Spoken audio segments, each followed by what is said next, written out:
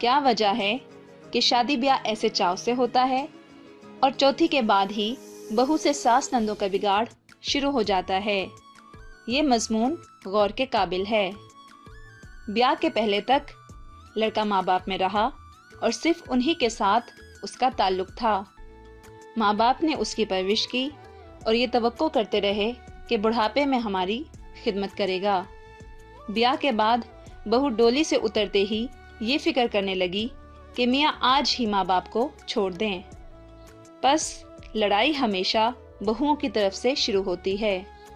اگر بہو گھر میں مل کر رہے اور کبھی ساس کو معلوم نہ ہو کہ بیٹے کو ہم سے چھڑانا چاہتی ہے تو ہرگز فساد پیدا نہ ہو۔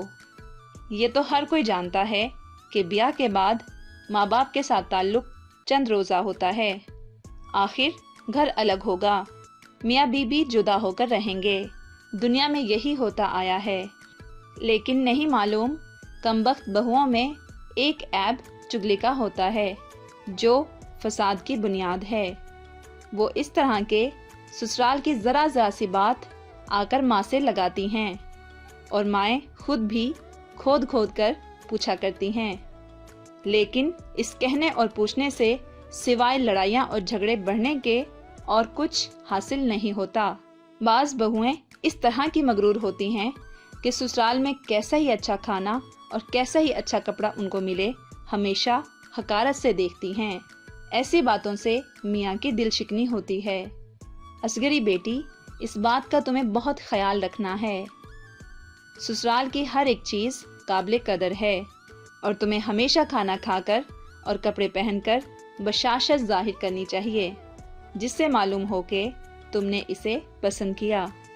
نئی دلہن کو اس بات کا خیال بھی رکھنا چاہیے کہ سسرال میں بے دلی سے نہ رہے، اگرچہ اجنبی لوگوں میں آنے کی وجہ سے اکثر جی نہیں لگتا، لیکن جی کو سمجھانا چاہیے۔ نہ یہ کہ روتے گئے وہاں رہے تو روتے رہے، جاتے دیر نہیں ہوئی آنے کا تقاضا شروع ہو گیا۔ زیادہ میکے کا شوق ظاہر کرنا سسرال والوں کو ضرور ناپسند ہوتا ہے۔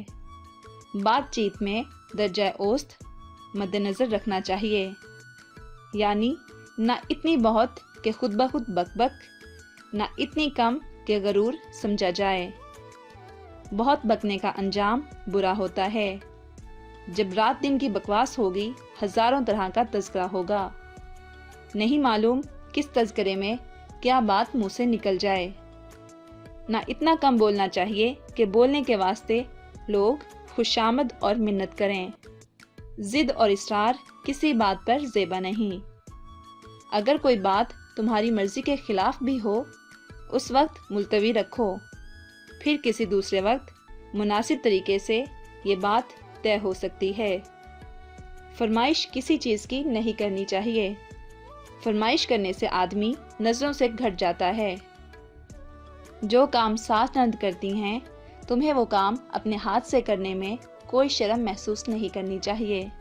چھوٹوں پر مہربانی اور بڑوں کا ادب ہر دل عزیز ہونے کے واسطے بہت عمدہ تدبیر ہے۔